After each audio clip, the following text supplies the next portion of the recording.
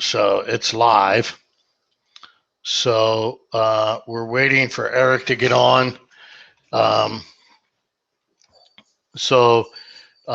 Let me try it again, Erik. So I don't know. Like I said, I can't see it from your end, so I really don't know what's going on. So Erik, let's see. All right, so there it is. There's the invite. So let's see. Let's try that. So I sent it as what they call a quiet invitation. I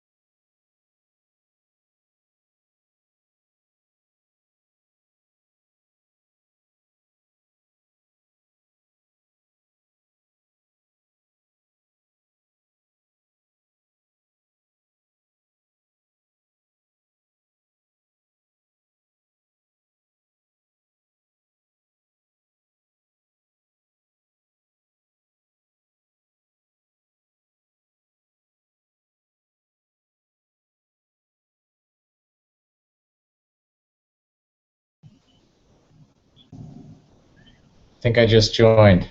I'm not sure how, but All right. okay, I'm gonna So hang the phone up. yeah, Okay. So sorry about that, folks. Let me just get you up there.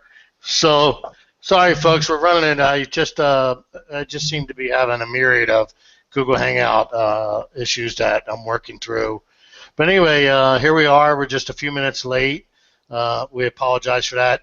Today I'm on the phone with Erik Robinson from Academy Mortgage, and I called Erik up. I saw the video. It comes from. That's. I think I can hear your echo. So anyway, I'll fix that. I know. I know what that was. That was my video. I'm sorry. I got the video open somewhere. I can't find the screen. There it goes. So I was actually playing the video. The video is actually a delay. So, but anyway, there was a video that went around. It's from the guys from the National Real Estate Post that the appraisal ticking time bomb was the headline, and everybody's running around. So I called Erik and asked Erik. I said, Erik, what's your take on this?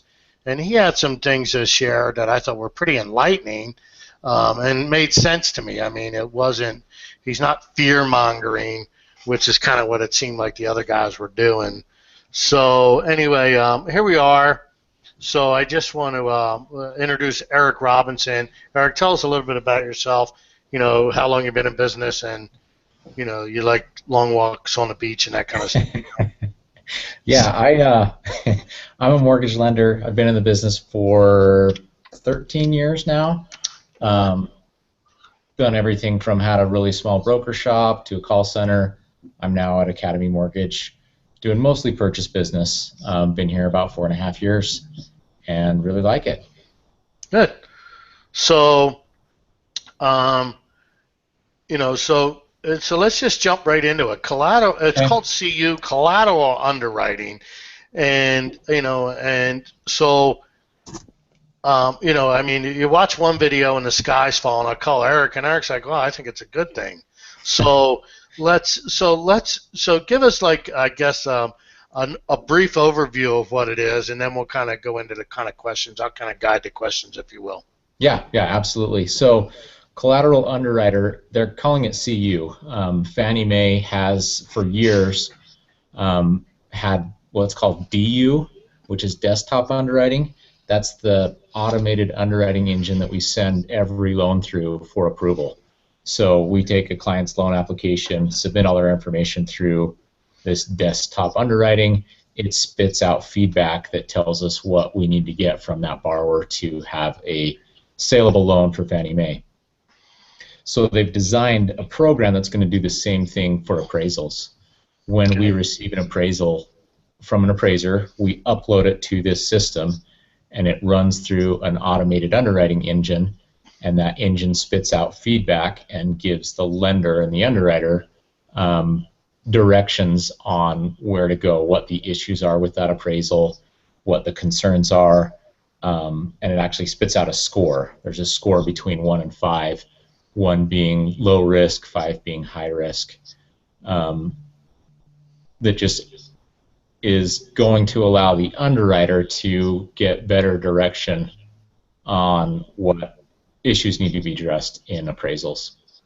So, well, how's it? So, and we talked about this a little bit. The underwriter. How does How is it done now with the underwriter? So they have guidelines that they have to go by. Certain, for example, line item adjustments. So when an appraiser is looking at comparables, he will find a house that's similar. If it's a few more, say it's 200 extra square feet, he has an adjustment for that extra square footage. Or it's 10 years older, he has an adjustment for that age, a value adjustment there. Right now, there's numbers that Fannie Mae has set, kind of guidelines that those adjustments can't be above certain percentages. They're kind of arbitrary numbers, just based on, not based on the specific appraisal. So with this collateral underwriting, it has this engine that Fannie Mae has is going to have all the we've actually been uploading appraisals to this system for the last couple of years. I think I read something that there's 14 million appraisals in their database. What it does is it pulls those comps from other appraisals and knows whether they're, or sends feedback back out whether those adjustments are in line, rather than having a cut and dry number that says, 15% adjustment is too high for this property. Right, because I mean, it may look at it and say we have other properties, so why are you using those, right? I mean, right. And so it's basically going to, so it's not going to kill the appraisal. I mean, it's just going to give it a score. Is that correct? Yeah, it's going to give it a score. Fannie Mae hasn't said that there's certain scores that they won't purchase. So even if it's a really, really high risk appraisal, it's also going to give feedback messages that tells us why it's high risk. And at that point, we go back to the appraiser, have him explain it. If it's a legitimate explanation, we're fine. We move forward and close. We're doing that now already, and I think this is actually going to help us do that less. I think we're going to go back to the underwriters less because Fannie Mae has all that information in their database, where we're just, so say it's a property that's in a rural area and the appraiser has to go to a bigger radius to find comparable homes. Fannie Mae is going to know, they have geocoding that knows that it's a rural area and that those are the best comps available, and isn't going to have to ask us to get an explanation from the appraiser as to why. Right. Because it's common sense, it's straightforward. Right now, our underwriter knows that that's common sense and straightforward, but we have those rules meant for every appraisal to fit into. So we have to say, okay, if comps are more than a mile, we need an explanation, even when it's common sense.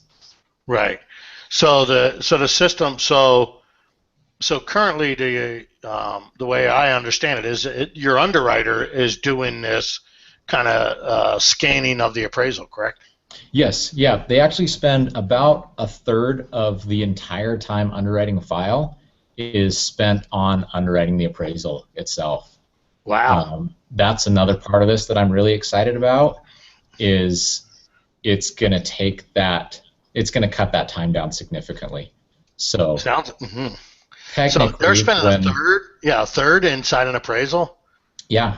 God, can you get any more boring? I'm like, holy crap. Yeah, going through line by line, any little adjustment that's outside of these guidelines that Fannie Mae set, they have to question and go back to the appraiser and ask for an explanation on. So this just seems like it's going to do that kind of more automated. Here's the questions we have.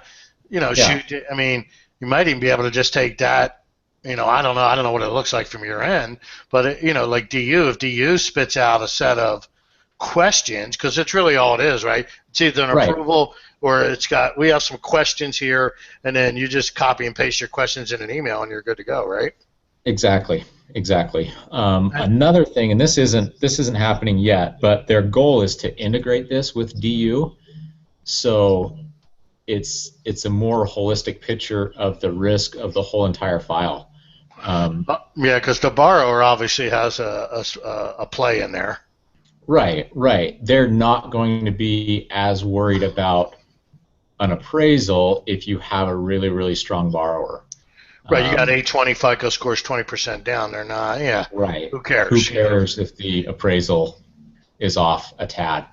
So hopefully, I mean, our goal as lenders, and Fannie Mae's goal as a servicer and a purchaser of mortgage bonds, is to assess risk. Right. And this helps us do that more efficiently and effectively. So, and I mean, that's kind of how it's been portrayed. And, and I'm kind of like a basic human being that's lived in the United States, and that when the government says they're going to help streamline, my knee-jerk reaction to that is, oh, great.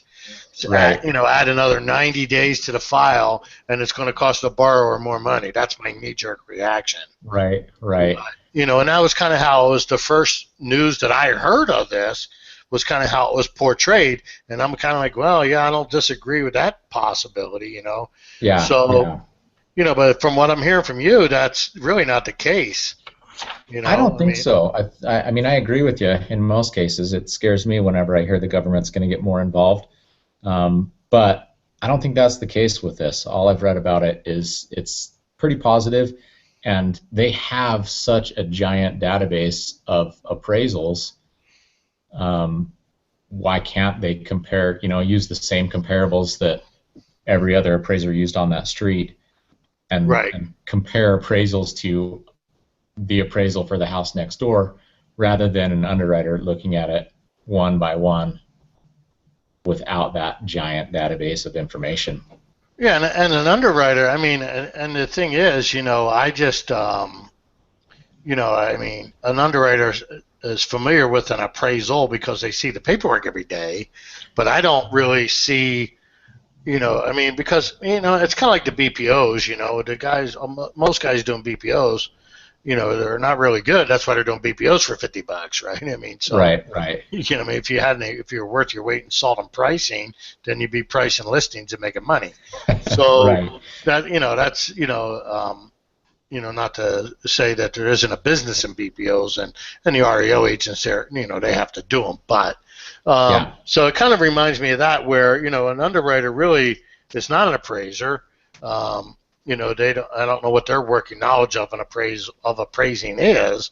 I know most realtors, real estate agents, you know, realtors, they have a working knowledge of pricing, but not really of appraising.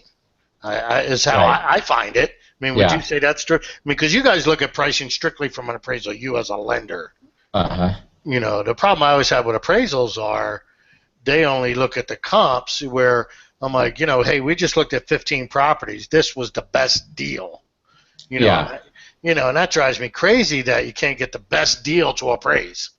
Right. So, and I'm just a little concerned that the software is going to err on the side of conservative, you know, where that appraisals may be starting to run into issues. I don't know. I guess we're waiting to see. I mean, I think whenever a market's appreciating, we're going to have those issues.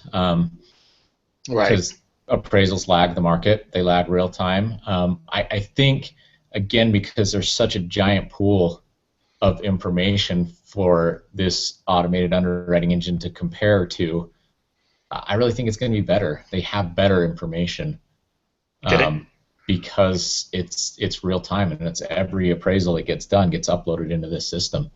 Right, everything that's Fannie. So basically, any conventional FHA, rural type, you know, VA type of loans. Anybody that's obtained financing for a property. It's running through Fannie, Freddie, or somebody, you know. Yep, FHA, conventional, VA, USDA are all going into this database. You know, every lender nationwide. So it's good information. It's real time information. I really think it's going to be helpful. Wow, that's pretty cool. I mean, I don't know. I mean, it sounds like to me, I mean, I don't see the sky falling on it. Now, you know, I see maybe in the beginning, like QM, when QM first came out, right? I mean, it was a mess, right? Nobody knew. I mean, lenders were like, God, do I go this way? Do I go this way? I mean, I'm afraid to go this way. I mean, it was just like, you know, everything they did, you know, they double checked, and triple checked before they crossed the street. And, you know, and it was just, it's just slowed things down. Because I remember meeting with a lender group one time. I said, hey, you want to know what the best marketing in the world is? And they go, what? I'm like, close loans in 3 weeks, you know? You know, because that was back when loans were taking 5-6 weeks. Right. You know, and it was like, we're like, no, that's too long. I mean, come on. You know, fix the process, you know? Yeah. So, and then once QM settled down, it seems like we're back to the old days where, you know, you're just banging them out 3-4 weeks, you know? Right. So, and I see this kind of the same. Yeah, I agree. There's always bugs that are going to be worked out. What I like about this, and while I'm less scared of this going that way, is it's actually not a requirement for Fannie Mae yet. They're going to roll it out. We can send it through that automated underwriting engine. We're going to get our feedback, but the rules haven't changed. We can still keep underwriting appraisals like we have in the past. Right. Fannie Mae is still going to buy these loans regardless of that risk score on the appraisal. So they're not saying if this scores a 4, it's a dead loan. They're actually not even saying that we have to run it through CU to have a purchasable loan. So, and that's currently. I mean, that's currently, yeah, and that probably could change in the future. But as of right now, it's really just allows us to, I think, more quickly identify issues with appraisals and address the issues that matter and not worry about the issues that don't. Right. Got it. I think 9 times out of 10, the conditions that we're having to get on appraisals are not necessary. It's common sense stuff, and it's an underwriter trying to be conservative because they don't have any kind of direction from Fannie Mae on what to go off of. Right, and appraising a lot of times, I mean, there's a lot of what's the word I'm looking for? Kind of street knowledge, if you will. That, and that's where, and I think that's where the agent differ from the. No, and I understand agents are trying to push their deal through sometimes because they got a car payment due in 3 days. I get that, but I mean, but for the most part, they have more current, real time, what's going on today. Like I said, that nothing drives me crazy more than I just looked at every house in this price range. This is the best deal. Yeah. And that just annoys me. But this or you have a listing. You have a listing with 5 offers on it, and you go highest and best, and then can't get an appraisal to support it. But you've got 5 people in line wanting to buy it. To me, that's the property's worth what you're selling for if you've got 5 people in line. Right. Yep. Exactly. And that's but then it's back to. If you want to borrow the money, then we play by their rules. Bring your own money, do whatever you want, right? I mean, that's just kind of how it goes, right? Yeah. Well, that's so currently the underwriters spending, and they're underwriters who are not appraisers, and what's their job? That underwriter's kind of like they're kind of stuck in the middle. So this actually takes them out of the loop. So let's say it spits out a question, say we have these 3 comps that we have questions on. So then. It's just you ask the appraiser the question. If the notes didn't make sense, then you ask the questions. Yeah. And then that's it. I mean, if they say, well, I use these because this, that, and that, then you're like, oh, okay, and that's it, and you're done, right? Yep. I think it takes some of the weight off of the underwriter's shoulders because they have that feedback and those error or those risk messages from Fannie Mae. Right, so then they can actually spend time on, instead of spending all their time on all the appraisals, they can just now focus on the questions, and I think that'll actually move I see that moving the process along. I do too. I really think it's going to, once the bugs are worked out and this is up and rolling, I think it's going to go faster. Right, but in the meantime, if it's too buggy, you guys as a lenders can just say, hey, look, this is a good appraisal, this is a good borrower, we're closing. Yeah. Which, I mean, it's what we're doing now. This is really just going to make us faster. Got it. Gosh.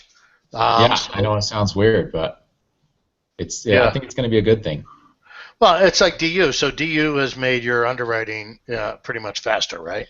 Exactly. I mean, so the rules are you need 2 years worth of tax returns. But if you have a good borrower with high credit, we run it through DU. Sometimes it will give us some relief that says you only need 1 year's tax return. Right. So I really see this the same way. Right.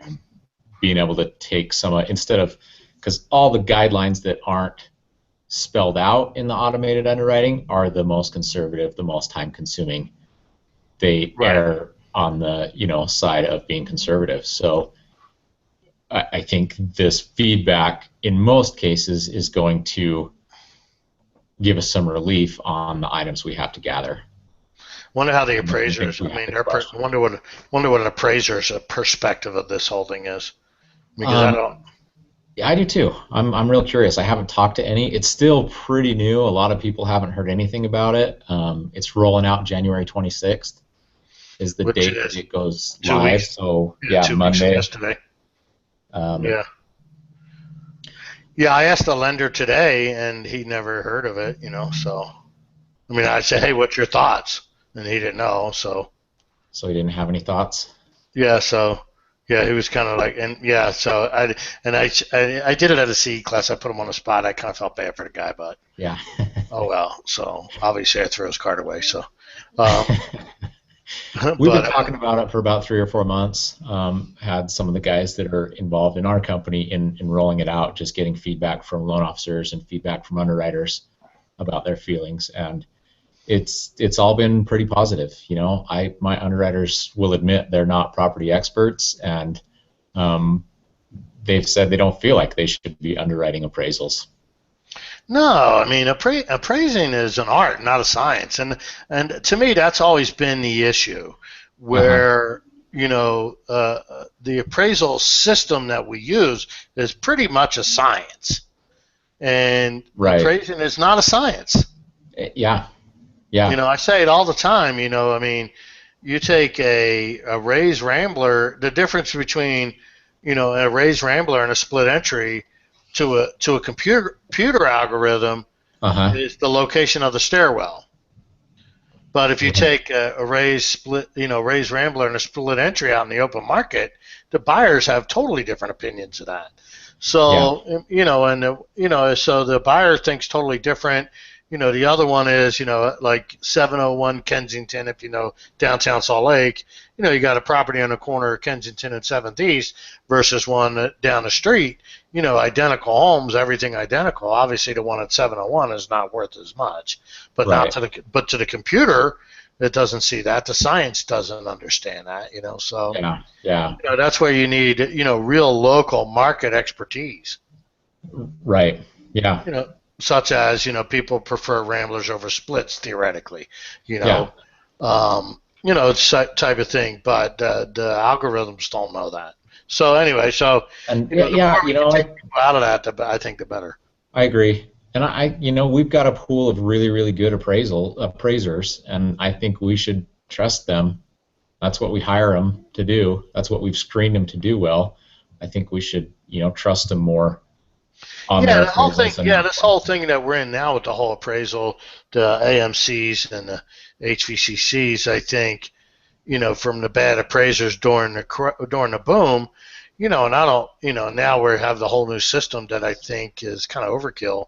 I think as a Yeah. bank, go out and hire appraisers. Right. Hire appraisers to represent you as a bank. Yeah. Yeah. I think you would, and just do common sense. I don't know, who knows. But anyway, Yeah. so well, to summarize it, it's so the sky hasn't fallen, so you shouldn't change careers, is what I'm hearing you say, right? Yep. Yep. So, This is going to be a good thing. well, if someone had more questions about this, would they be able to contact you? Absolutely. Okay. What's a phone number to contact you at? My direct phone, you can call me anytime at 801-233-3736. Okay. My name's Erik Robinson. It's Erik. You can look me up on Academy's website, or it's just eric.robinson@academy.cc. Okay. And I'll put your name, I'll put your number and your email address on the top of the Hangout when it gets displayed on the site. So, Okay. but that's pretty cool. I'm pretty encouraged by this. Because I did watch the other video. I don't know if you saw the video from the guys from what's it called, the National Real Estate Post. I didn't. But, and then my reaction was the same as theirs. I mean, the way they said it, I'm like, oh, great, So, but it is what it is. Well, anyway, I guess that's it. Okay. For those listening, next week I'm going to have a great. I posed a great question in a Facebook user group. And because even people said that's a great question, people always, and you rarely do you hear people say that in Facebook user groups, that's a great question. And I heard it from several sources, and then I posed it to a tax guy. The question was, if you sell your house, you own a home, it's a primary residence, you've owned it 10 years, you've lived there, and you sold it for $250,000. So I picked that number so we didn't have to worry about whether it's a couple or a single person. So you sell the house for $250,000. You've owned it for 10 years, owner occupied. You sell it seller financing, and then 4 years later it forecloses. You foreclose on the buyer. What does that do? Capital gains. How's that treated? So it's because it's no longer your primary residence. You don't live there. So you haven't lived there 3 out of the last 5 years because you foreclosed on the 4th year. So I have a tax expert that's going to come and answer that question next week. So anyway, Cool. so hey, Erik, I want to thank you for helping us out here and taking your time. I know you're a busy Anytime. guy. I'll let you go, and then in the meantime, boys and girls, have an awesome day. See you at the draft. See I ya. appreciate it. Thanks, Rob. Bye. Bye.